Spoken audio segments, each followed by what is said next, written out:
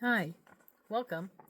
It's time for another A Woman for Women video by me, Susan Maud, and I am not a medical doctor, but I do have life experience and I am a woman.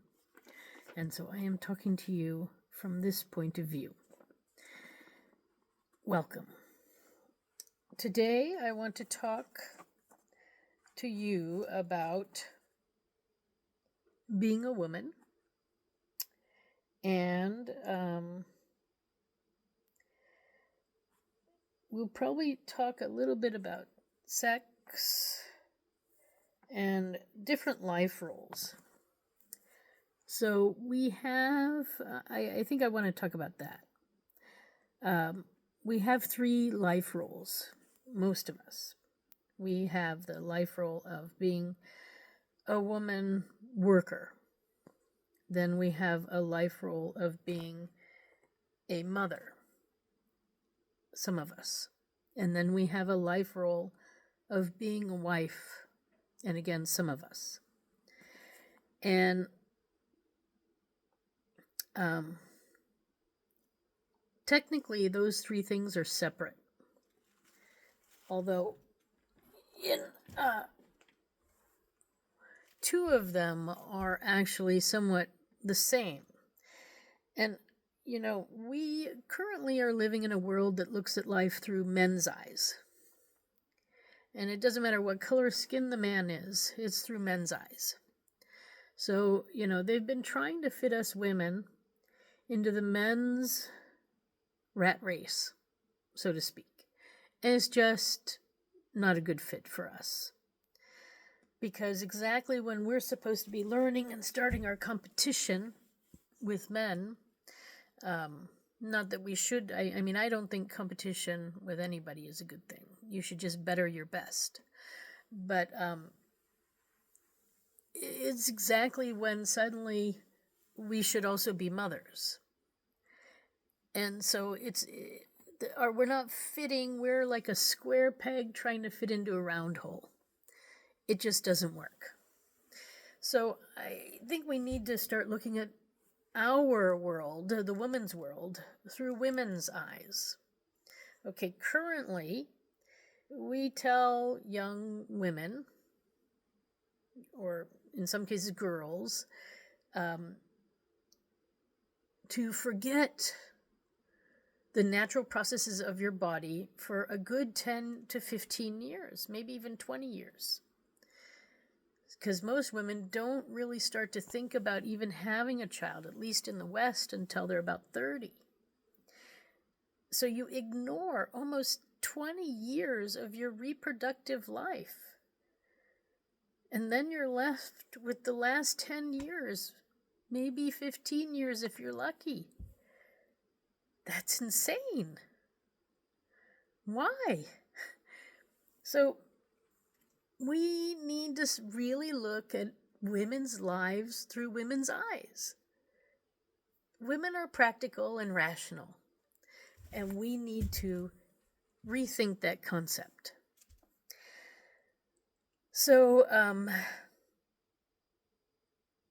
being a mother is a job, first off, and it needs to be paid. Currently, any woman entering into motherhood will most likely end up in poverty during or even after. And that's unacceptable. This is unacceptable that we do this to our women citizens, our mothers. It's just unacceptable. We throw money at men. We have all this defense, but we have nothing for our mothers. No pension, no retirement funds, no bonuses, no nothing. What?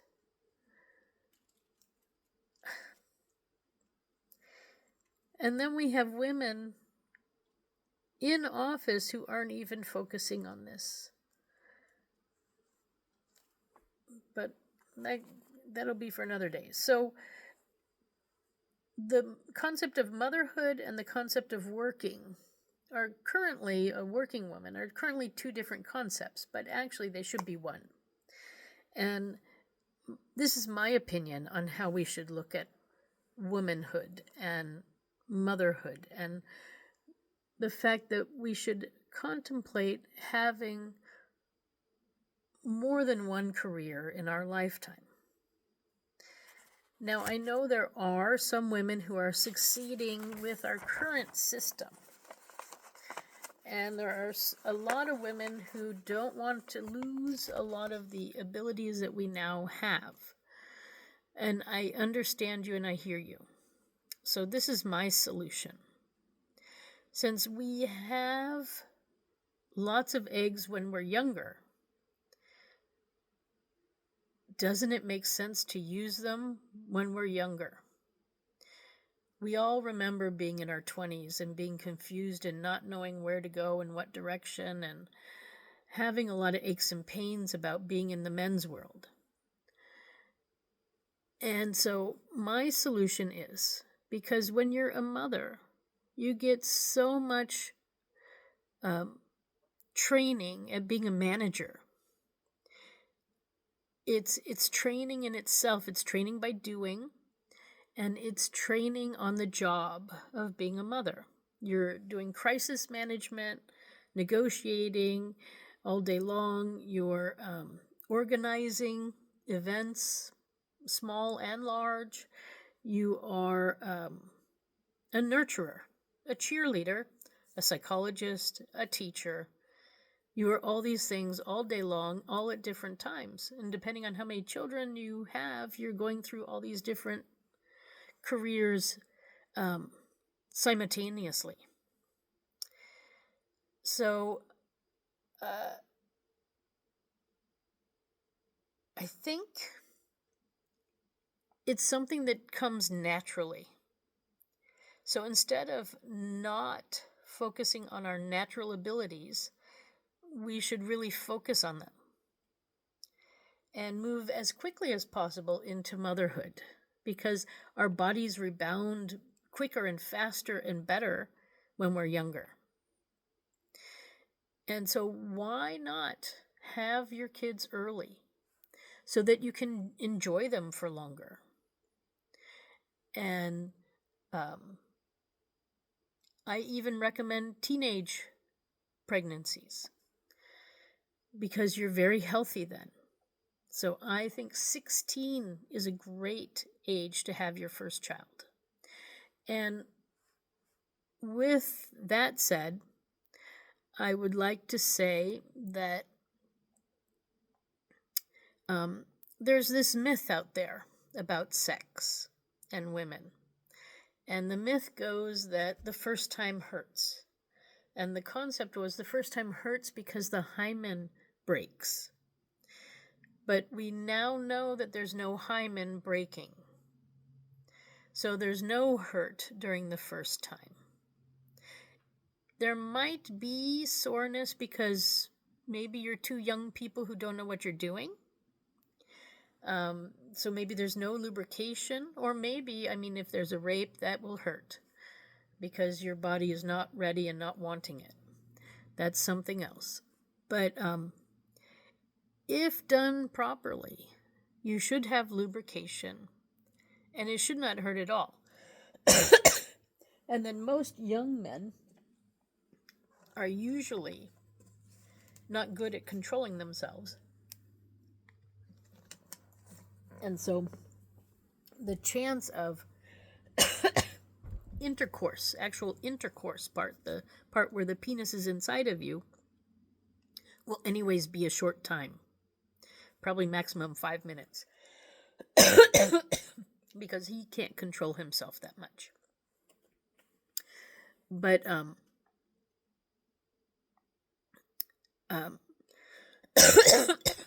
the first time doesn't hurt, technically.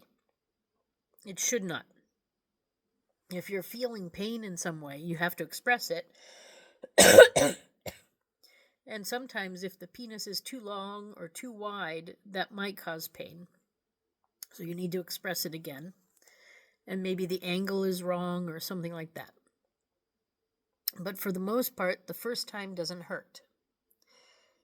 That phrase, the first time hurts, is for birth. Birthing the first time hurts.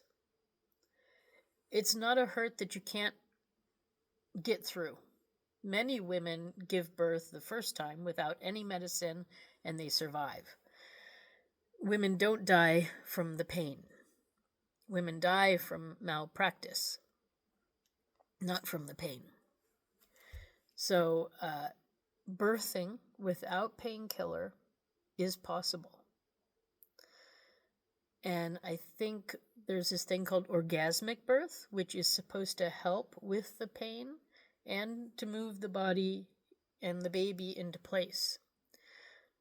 So that's something I highly recommend you look at if you're a young lady thinking about having a child. So I recommend already at 16 having a baby, because you learn so much. It's life learning skills you can't get anywhere else. And renewing life is such an amazing and special event. It is necessary for you, I think, to grow as a person. Now, I will say this, that yes, having children and birthing babies is not for everyone. But I want to let women know it's not as scary as our current media makes it out to be. It is strange, yes. It is beautiful, absolutely. Is it worth it? 100%. So, I do recommend becoming a mother, birthing your baby without medicine, and enjoying the whole process. And looking up orgasmic birth. It could be the best orgasm you'll ever have. The reason why orgasm belongs to birth, and the reason why we have so many mothers with postpartum depression, is because the opportunity to connect with the baby through an orgasm, through birthing, was removed due to drugs or cesarean section or whatever the case may be. And the whole act of having an orgasm connects you to whatever is creating the orgasm for you. It brings dopamine that makes you happy. And it probably activates the breast to release the milk too. So it's necessary in childbirth to have an orgasm, I think. And therefore, if you do that at least one time, maybe even more than one orgasm during birth, the dopamine and the love that will be created through the orgasmic connection with your child will lessen the postpartum depression. It will probably ease the breastfeeding, and your connection with your baby will be greater. Your love chemicals will be released, and it will be an automatic thing. And this is why in the West we are having so many problems with depression of mothers and mothers and babies not connecting, and all sorts of issues. So I don't know when this practice stopped. Apparently Cleopatra had a baby called cesarean, and that might have been the first cesarean section, or maybe it was already happening anyways. I don't know. But I don't recommend cesarean sections unless they're medically necessary. And like I said, I'm not a medical doctor, so this is only motherly advice. This is not medical advice, and there's a difference. I recommend going to a female doctor and finding out what she says. Why do women fall in love in the past with their male baby doctors? I guess it's because of that orgasmic dopamine connection. Because he's there, helping to bring the baby, and there's all sorts of chemicals in a woman's body being released. So that's probably why that happened. And it was misguided. It needed to go to the baby. But because, all sorts of things happened in the past where they used to put women to sleep, or they gave them epidurals, or they did cesarean sections, they removed the connection to the baby and it got pushed onto the doctor. So we need to remove that and go back to having the love chemical dopamines go to the baby. And that would be through orgasm. So anyway, there's that. So what we need is babies can't pay us to raise them, can they? So we need governments to pay for us to do our job correctly, give us training too, and knowledge throughout so that we can grow at each stage and know what we're doing. And then at the end, governments have a happy and healthy citizen who will be productive, and families will have a healthy and happy family member, and it's a win-win situation. Now, when kids get to be about 10, 12 years old, they don't really need a mother actively watching them anymore or playing games even with them constantly. What they need is just to know you're there. So then it's a good time, especially, it's always a good time to get education. So throughout motherhood, you can be earning a degree towards something that you will use once your child gets to an age where it can really be alone. Or at least you don't have to be urgently around. When you're breastfeeding, you can't be working in an office. You could technically, but it's not healthy. It's not a good environment for a family, for a mother and a baby to connect. No. So what we need is there's active mothering time, and then there's passive mothering time. And then there's this in-between stage during teenagers' years where mothers need to start really focusing on their next career choice, because being a mother is a career choice. It's not for everybody. And then, but moving into the career of choice, or moving into whatever occupation you want to do, or move into a maybe start a business, be entrepreneurial. The options are there.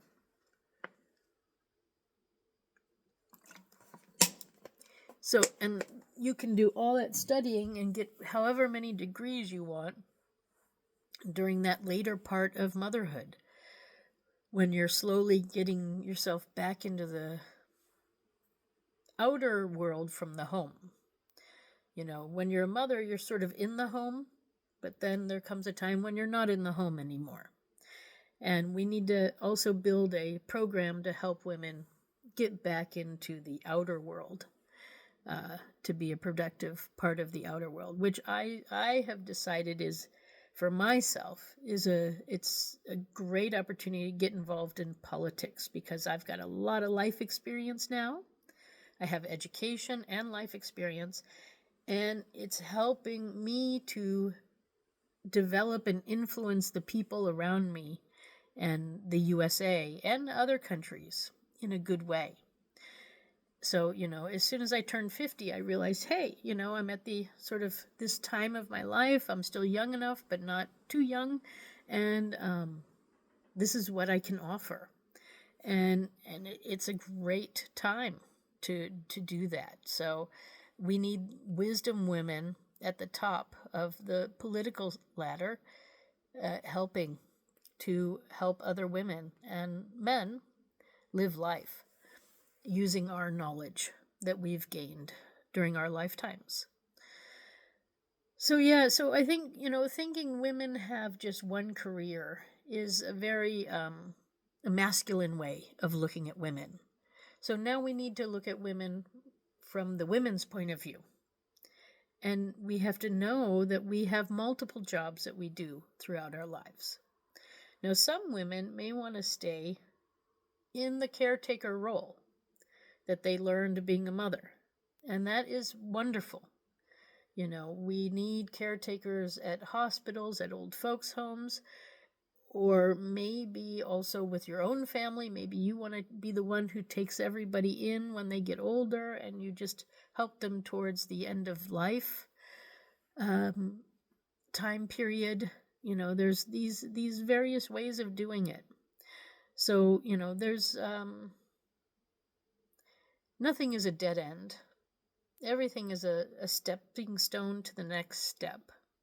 And I guess that's really what we need is like a organization maybe called Stepping Stone to help women transition from motherhood back to the workforce or to whatever career goal they have. Yeah. So this is what I foresee our future as women, or how a better educational system for women would be. Now, being a woman, being a mother, the other thing that I want to do is I want to, it is nice to be home and raising your family and stuff, but sometimes it gets boring being home all the time by yourself. And what I experienced in Switzerland when I was being a mother is we organized ourselves, a group of women, English speakers in a neighboring town. We would get together just once a week, I think it was, once a week. And then sometimes there would be a special event, but I think it was once a week. And we would get together and we would speak English together because, of course, Switzerland did not have English as a national language, and it still doesn't. So we had to organize ourselves, and then we would bring our children, and they would meet, and they could play together too. And then we'd also have little events and all sorts of things like that. So, but we could communicate in our own mother tongue, and have playmates that could also speak some English. So that was good. Because in our own neighborhoods we had other mothers there too, where we could meet up and have conversations with, and we did. But those were in like German or French or Italian, or depending on where we lived. So then I think it's important to have that. And so it could be like a little one-room schoolhouse type thing that maybe had a way to have like a coffee together, coffee and cake, and or breakfast, or parties, or maybe like a party room. And the mothers could get together once a week with the under 5-year-olds. And maybe even once a month, a nurse could come in and just check out the babies and make sure everybody's getting along okay with their children. And if they have any questions, they can ask them about breastfeeding or whatever. So, yeah, I think this is good. It would also be good to have grandmothers there. Maybe they could do like a babysitting night. The older ladies in the community could get together. There can be all sorts of boys and girls clubs going on, and there would also be family training there. So this is sort of a community center for families, a family center. And it could be a lot of fun. And that way, too, there's interaction between neighbors and people with foreign languages as their first language. Cultural exchanges, all sorts of events could be going on. So this is also part of my plan and platform for women that I think is a good idea. So, yeah. So we have mother and working women talked about, and they're actually the same thing. Mother is actually a career. I do recommend it happens earlier than later, simply because if you try to do it later, it really disrupts your growth in whatever you were doing before. And being a mother is not something you want to dish off to somebody else, because it's really miraculous to watch a child grow. And your own child grow is just, it's so special. You don't really want somebody else to have that joy. You want that joy for yourself.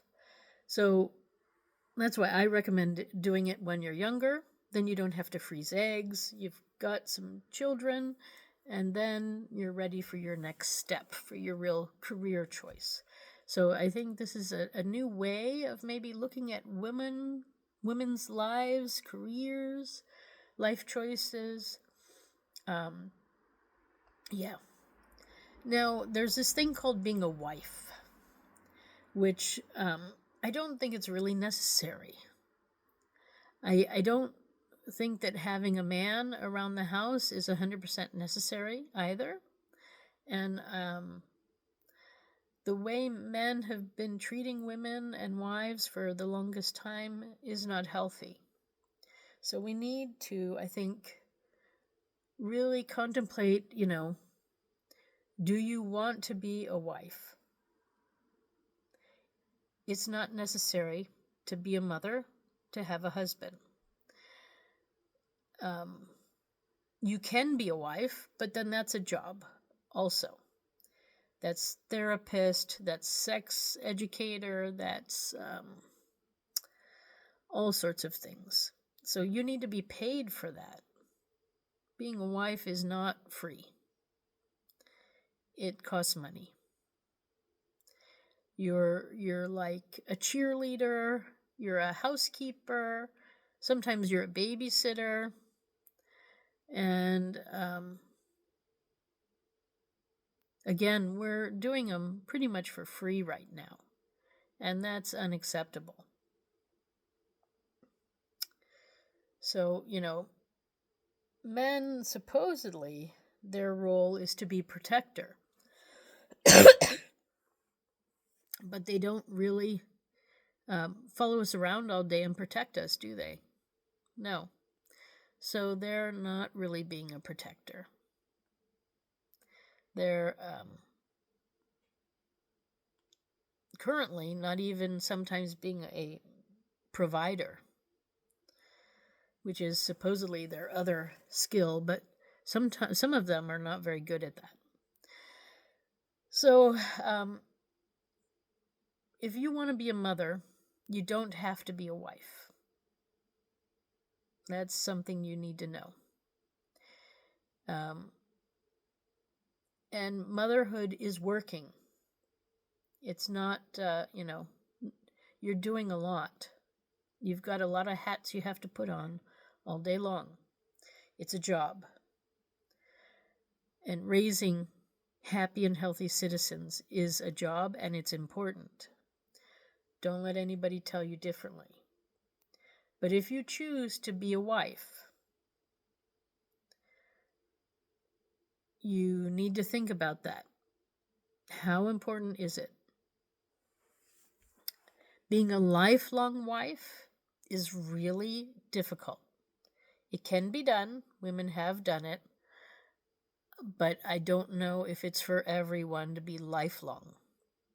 My experience, and looking around at my friends too, and people I know, having more than one relationship in life, one love relationship in life, is normal.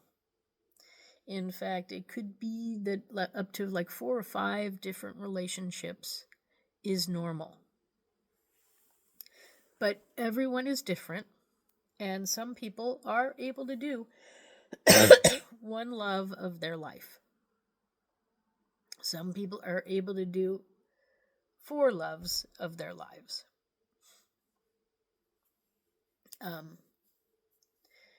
That's up to you. But being in love as a wife, that's a job. And I don't know if what men do for women is the same as what women do for men. So,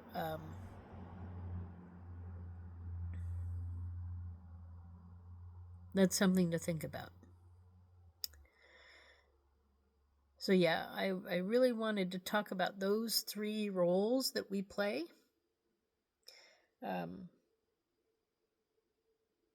Currently.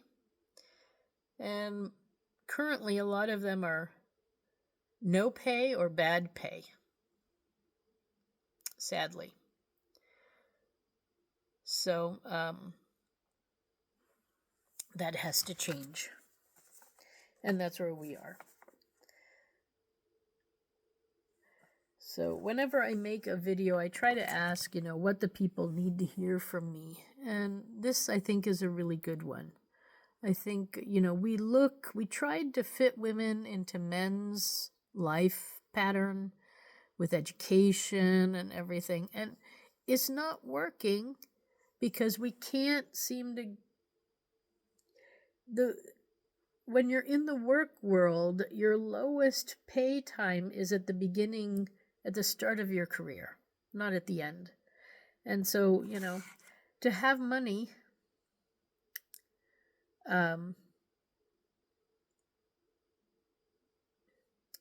you need it. How can I say it? Yeah.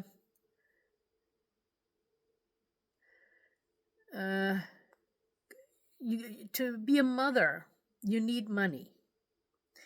And currently, you start off your career where you're paid very poorly, usually, and then you spend 10 years trying to make money, but everything costs so much, so then you're now 30 and you don't have still a lot of money saved.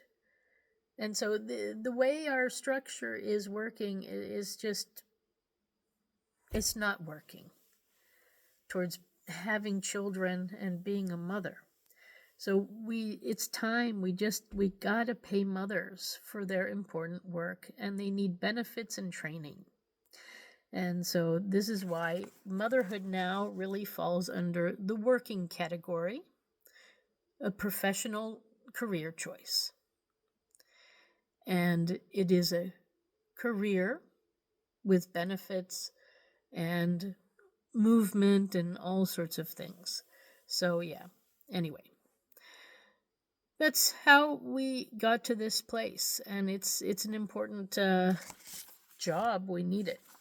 So I think next video, which will be coming shortly after a couple of days, I think I'll focus on more about sex and intercourse and the real role of that in proportion to relationships and motherhood and wifehood. So, you may want to choose to be a wife later in life. Maybe do your own thing early, hang out with your mom folks. Then when you're into your second phase of career time, after you've had your children, then you might want to be a wife. But we'll talk about that in the next video. Okay, so thank you for stopping by. And well, if you have any ideas, please send them to me, put them in the comments so I can see them, and I'll try to get back to you as soon as I can.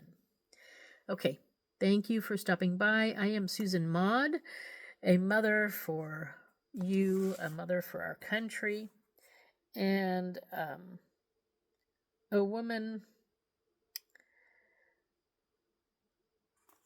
to help us feel normal and extraordinary at the same time. You are extraordinary. Thank you for stopping by. I wish you a wonderful day wherever you are. Bye for now.